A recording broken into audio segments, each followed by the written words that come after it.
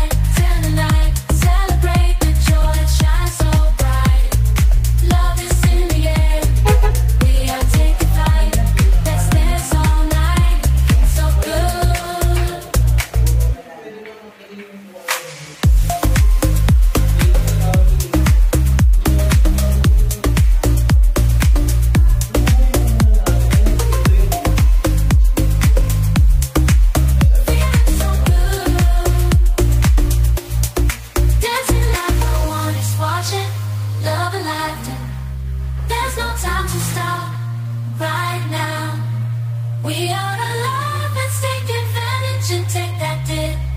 Walking on the street, feeling so free every moment.